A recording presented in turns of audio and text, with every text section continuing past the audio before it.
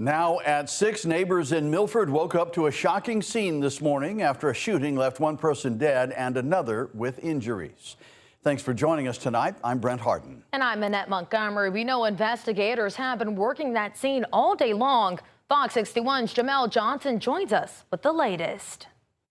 This beachfront community is used to waves, sand, and sunshine, but gunshots are not commonplace here on East Broadway Street. Neighbors tell us it's something they could have never imagined happening in the same community they live. 871 East Broadway Street is just 2 houses down from where Jeffrey Blake has lived since 1962. Since then, nothing like this has ever happened, according to Blake. It's shocking.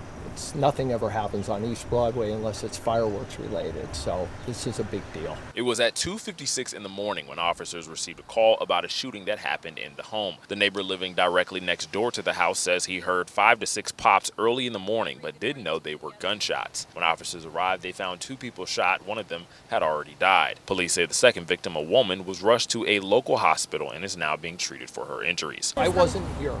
I came down this morning to bring stuff into the house, and my wife called me and said, check out your phone, look what's going on down there. So I actually got text message and phone calls from people adjacent in the area here, and that was like, wow, I got to get down there and see what's going on. Police haven't identified the victims yet, but Blake tells us he's known the people who lived there for years. Sandy's great people.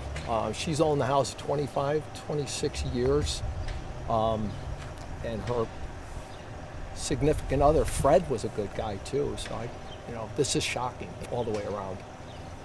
So Sandy and Fred lived in that home? Yes. Blake says he has yet to check in on the people living at the home, saying he believes it's too early and wants to wait to see how the situation will unfold. Milford Police Chief Keith Mello says his officers are searching the home for evidence and will release more definitive information when it's available. In Milford, Jamel Johnson, Fox 61. Now to an update in a developing story. New Britain police say a man who was found shot inside a car that crashed into an EMS building is now in critical condition. That crash you see there happened yesterday afternoon on Arch Street. We know the shooting victim was a passenger, but police did not say who was driving at the time. They did say 2 other people in the car ran away, but were later found and arrested. Investigators say Kaimon Ware and Farrell Hicks, both 19-year-olds, are now facing several charges, including carrying a pistol without a permit and possession of a controlled substance. If you have any information that can help with this investigation, call New Britain Police. A sexual assault scandal at an Avon daycare continues to grow. Fox 61's Kay Pattyfoot has the new information we're learning tonight. Investigators now say 6 children were sexually abused by a former Avon daycare employee.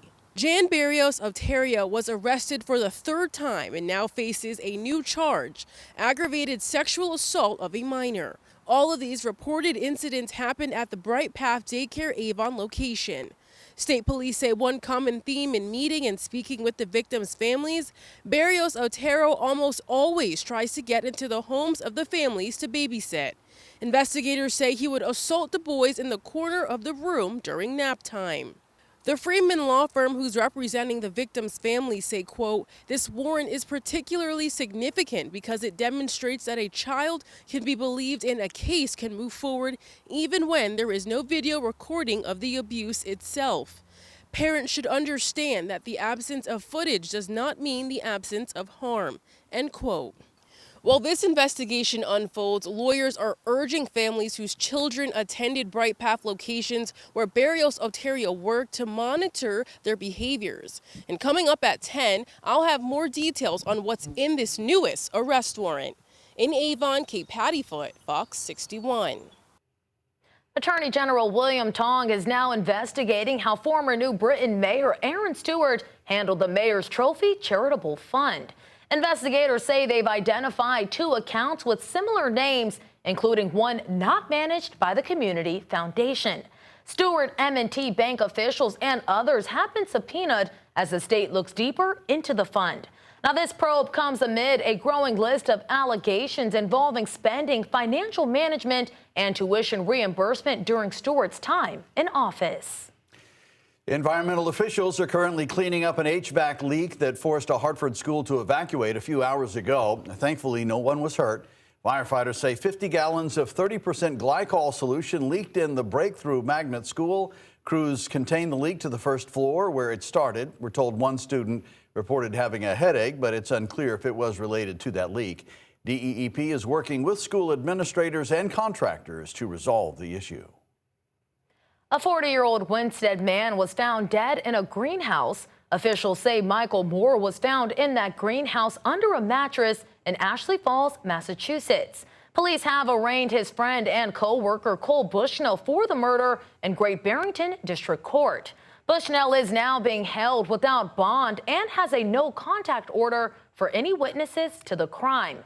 Now, both the men worked as painters, and police say prior to the murder, there was a conflict between the two men about a shared job. Tonight, this incident is still under investigation. Well, new at 6, a 34-year-old man was hit by a car last night in Norwalk. Police say it happened at the intersection of Main Street and Plymouth Avenue while he was crossing the street. Police say the man was left in the road suffering from serious injuries while the driver fled the scene. The victim was taken to the hospital. Tonight, police are investigating and asking anyone with any information about what happened there to please give them a call. Longtime veteran 60 Minutes correspondent Scott Pelley has been fired by CBS News. He was terminated yesterday, hours after he attended a meeting with management and accused editor-in-chief Barry Weiss of trying to kill 60 Minutes. In a statement, Pelley said the show lost its DNA under new management and accused them of injecting falsehoods and bias. Now, this comes as management says Pelley declined attempts to meet with them privately to discuss the shakeup at 60 Minutes, where top producers and 2 correspondents were fired just last week. According to authorities, the suspect behind a 15-hour-long standoff that included hostages in Bakersfield, California, is now dead. Police identify the man as 41-year-old convicted sex offender Anthony Scott Searles Harris. Authorities said it began yesterday afternoon when Searles Harris, who is an Army veteran, barricaded himself inside a multi-story bank building with hostages. The situation involved a confirmed bomb threat inside the offices of a school district in the building. Now, police said the standoff ended this morning with an FBI-involved shooting. The 10 hostages were not harmed. Throughout the night, their families questioned whether or not they would be seen again. But we are very grateful for the outcome and the fact that we've been able to protect their lives. Now, police say Searles Harris was upset about his past criminal cases, but a confirmed motive is still under investigation now.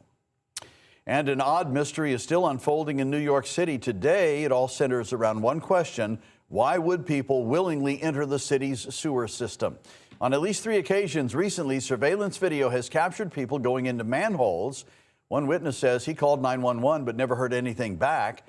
NYPD says they are looking into it, but there doesn't seem to be any active threat to the public. Some have suggested the group may be looking for valuables lost in the sewer system. Tomorrow at 10 a.m. for the first time, a governor-appointed commission will meet together with a large task ahead of them. The Blue Ribbon Commission, made up of 23 members ranging from the governor's deputy chief of staff, the commissioner of the State Department of Education, to local parents and superintendents. The group's mission is to, quote, deliver a top-to-bottom overhaul of how the state funds its public schools. A task member of the group tell us they're ready.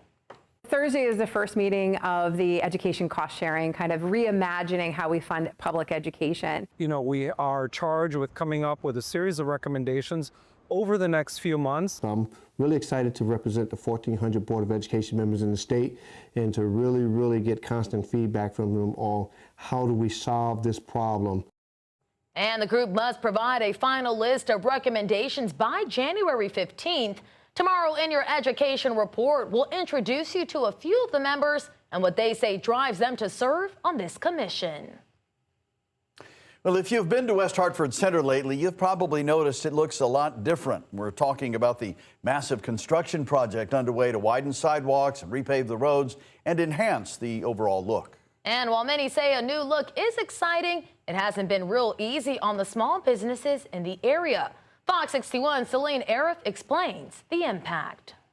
Signs like this one are now all over West Hartford Center, and while the hope is construction won't drive business away, one manager says they're already seeing business drop.